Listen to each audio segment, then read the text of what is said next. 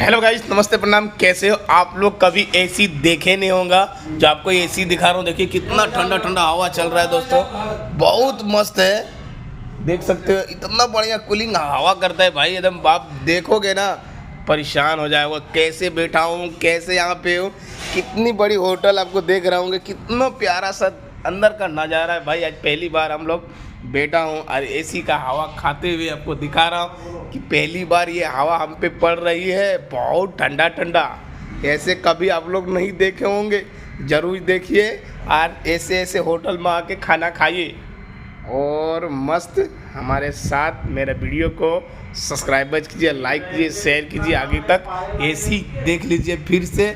AC में आपको दिखा रहा हूँ कितना प्यारा हवा दे रहा है, देखिए एकदम प्योर कूलिंग कूलिंग जिसे ठंडा ठंडा भाई।